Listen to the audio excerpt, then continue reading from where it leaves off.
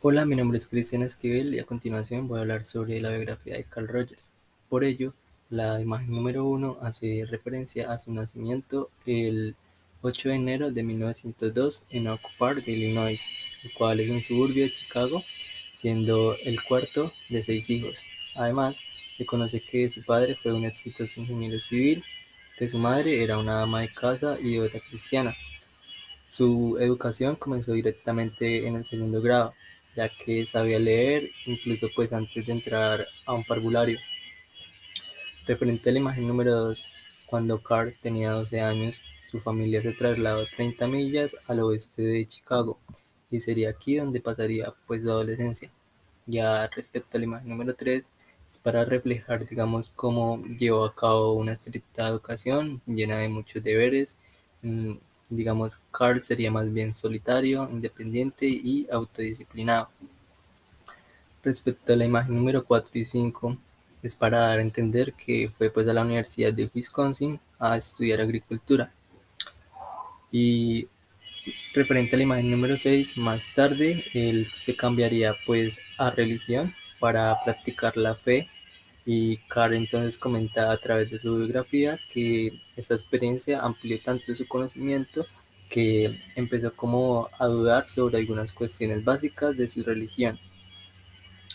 Ya después de graduarse se casó con Helen Elliot, lo cual iba pues en contra de los deseos de sus padres. Y bien, ya después de terminar esta parte de la religión, entonces él decide dejarlo ahí, y pues lo que viene siendo la pérdida de la religión sería por supuesto la ganancia para la psicología, ya que Rogers digamos se cambió pues al programa de psicología clínica de la Universidad de Columbia y recibió pues su doctorado en 1931. No obstante, Rogers pues ya había empezado su trabajo clínico con la Sociedad Rochester para lo que viene siendo la prevención de la crueldad en los niños. Digamos que en esta clínica pues ya él aprendería sobre la teoría y aplicaciones terapéuticas de Otto Rank, quien pues se inclinaría o también digamos lo incitaría a coger por el camino el desarrollo de su propia teoría.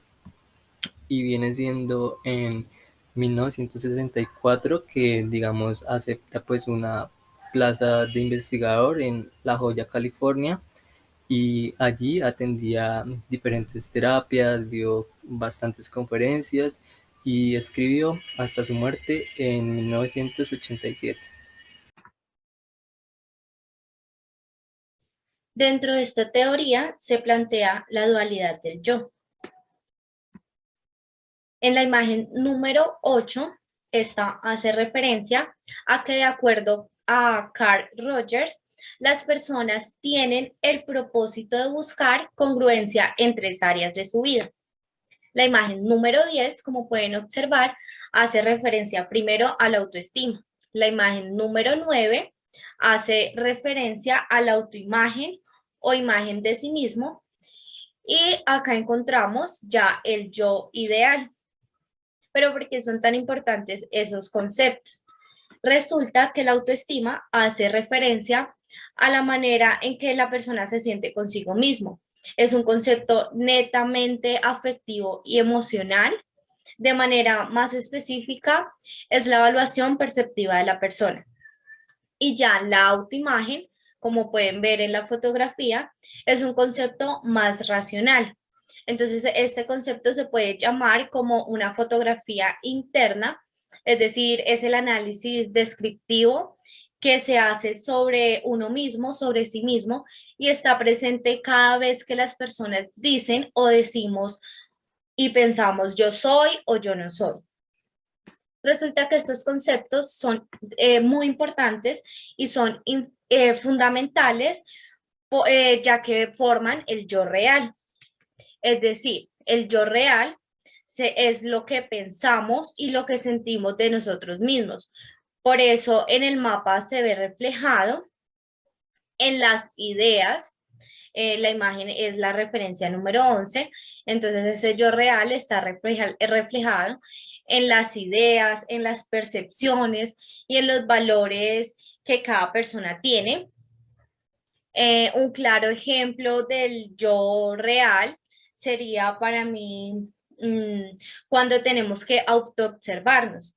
Estamos implementando el yo real cuando hacemos una autoobservación o cuando damos una opinión personal. Entonces, en muchas ocasiones, la persona es un poco fuerte o un poco ruda con ella misma. Y ya el yo ideal está reflejado en la imagen número 12. El yo ideal es lo que queremos ser.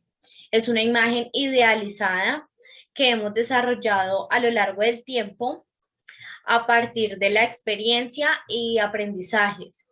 En referencia al mapa, el yo ideal serían nuestros valores y aspiraciones. Un claro ejemplo que puedo dar del yo ideal es cuando la persona o como personas decimos yo quiero ser el mejor, yo quiero hacer eso, yo quiero lograr eso. ¿Por qué? Pues porque como ya lo decía anteriormente, ese pensamiento se va fortaleciendo y es una aspiración. Estos dos términos ya mencionados, el yo real y el yo ideal, pasamos acá a la imagen, 14, a la imagen 13 y 14, se utilizan para describir los dominios de la personalidad. Ya empieza esta parte a crear una congruencia y una incongruencia. La imagen 13 hace referencia a la congruencia. Entonces, la congruencia busca que el yo ideal y el yo real sean, valga la redundancia, congruentes. Entre mayor similitud, más conscientes son las personas, es decir, más autoactualizadas y realizadas se encuentran. Por eso es tan importante tener una alineación, ya que esto generará una sensación de bienestar mental o de paz mental. Y ya por el contrario, en la imagen 14 pueden ver que está reflejada la incongruencia. La incongruencia, pues, es lo contrario, es el distanciamiento o, para ser más precisa, es la falta de relación del yo ideal y el yo real. ¿Qué pasa cuando no hay esa alineación o no hay esa similitud? Pues resulta que la falta de relación de estas dos puede ocurrir o puede evidenciarse en la persona, se puede manifestar en angustia, en ansiedad, en inseguridad. Y este autor, Carl Rogers, precisa que de esta manera se presentan los problemas mentales. Es decir, si hay mucha distancia, como ya lo decía, entre el yo ideal y el yo real, la persona mayor inseguridad va a generar. Entonces, por eso es tan fundamental tener un balance, porque a nivel general, estos dos conceptos, la congruencia, la incongruencia entre el yo ideal y el yo real, va a definir la personalidad de la persona y va a afectar en su bienestar emocional, en su bienestar afectivo y en las relaciones.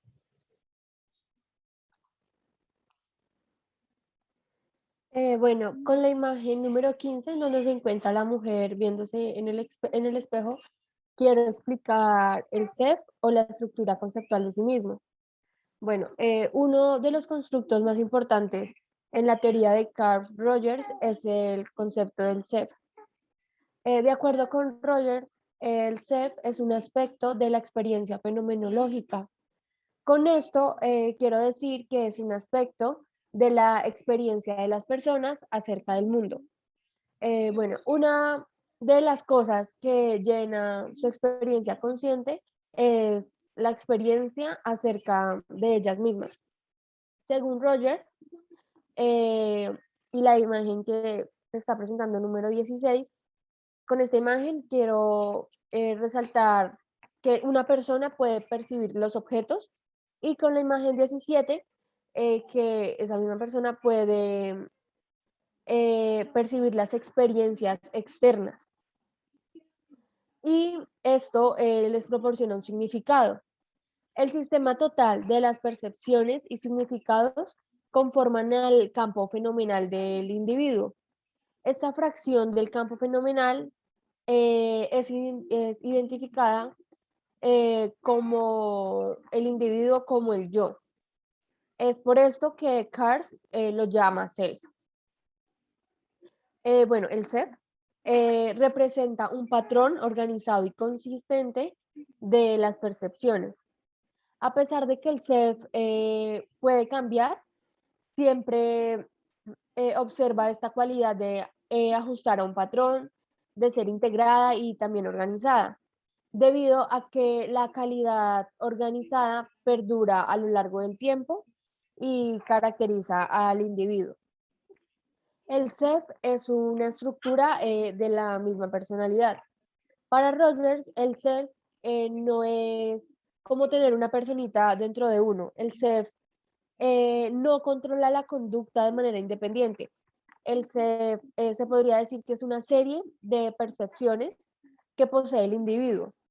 Y pues bueno, finalmente con la información anterior, quiero decir que la persona es la que está por total responsable de sus actos. Es la persona que en su totalidad es responsable de todos sus actos.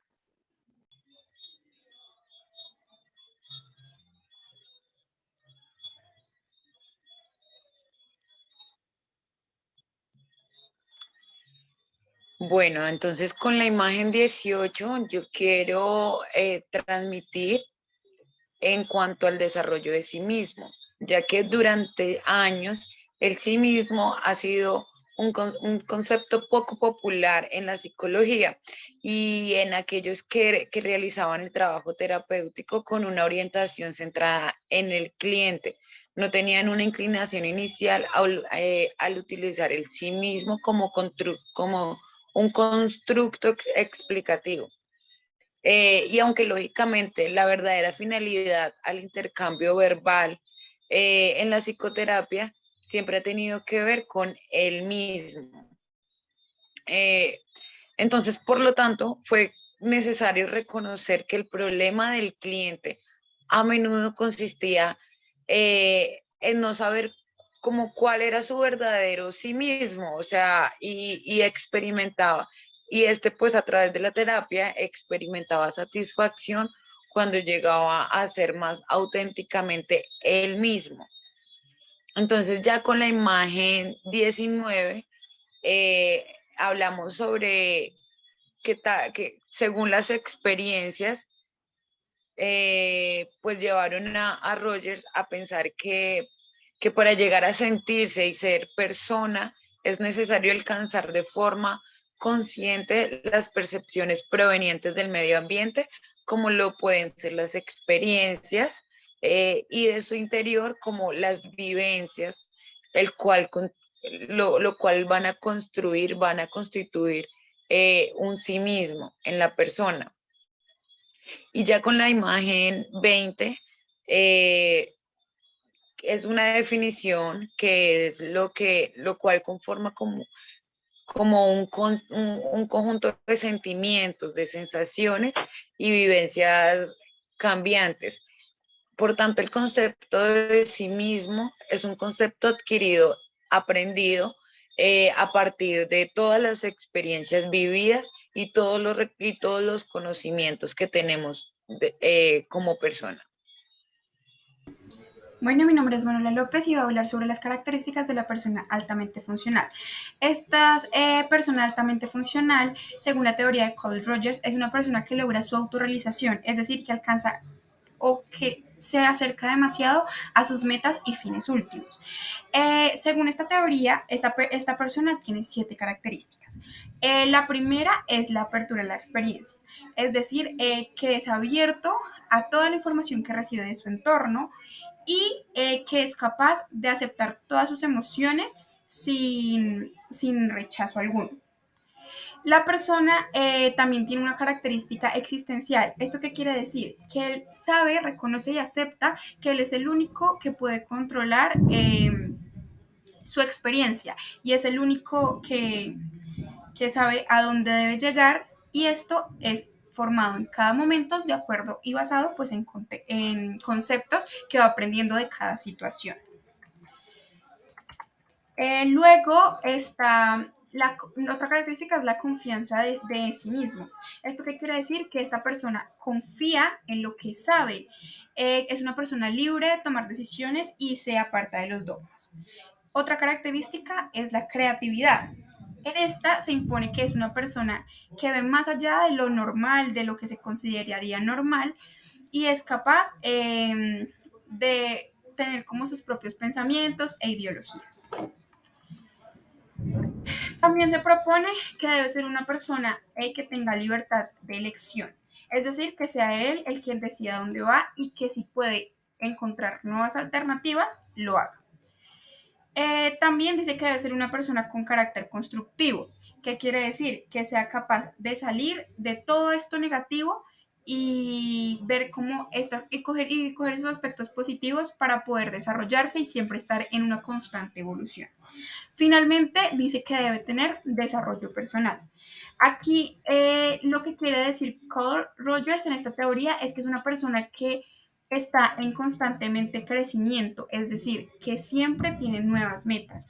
Por ejemplo, si es una persona, en mi meta actual es graduarme de psicología, luego mi otra meta va a ser graduarme de mi posgrado, luego mi otra meta va a ser empezar a aplicar pues esta carrera, ayudar a los demás. Entonces es una persona que todo el tiempo quiere ir más allá y tener más, sí, como nuevas experiencias que lo lleven a desarrollarse.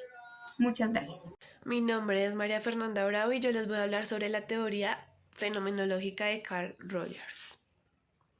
En la imagen 29 podemos observar que nos habla sobre la teoría fenomenológica de Rogers, la cual pues se basa en que el mundo, cada persona ve el mundo de una manera distinta y asimismo forma pues una realidad diferente. Esta pues se construye como su propia realidad pues a partir de esos elementos que puede observar en el mundo.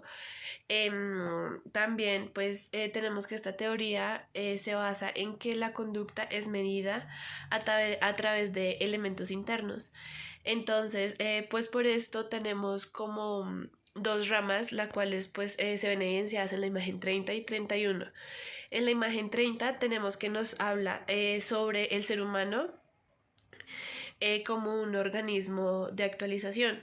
Esto se debe a que pues a través del tiempo y a lo largo de la vida el ser humano está expuesto a diferentes situaciones, las cuales hacen que se vayan adaptando y pues tiene como la necesidad de la actualización para poder sobrevivir. En la imagen pues podemos ver cómo el hombre y el ser humano pues ha evolucionado. Asimismo hace referencia a esta teoría, esta parte de la teoría, en la cual pues a través de las diferentes situaciones el ser humano se tiene que adaptar para poder sobrevivir. También podemos encontrar que pues en el objetivo de esto es como encontrar el lugar propio en el mundo y pues también como identificar esas situaciones positiva y negativamente y que asimismo podamos diferenciar cuáles son las que nos sirven para podernos actualizar y cuáles no. En la otra rama y en la imagen 31 podemos ver que es como la otra parte de la teoría, la cual se llama el autoconcepto y la necesidad de aceptación y autoestima. Pues esto hace referencia a que pues el autoconcepto sirve como modelo y como un marco pues hace referencias a la pues como a esa parte que se percibe la realidad de sí mismo y pues asimismo darle como un valor, pero pues nosotros somos los que le damos ese valor a ese autoconcepto que tenemos de nosotros mismos.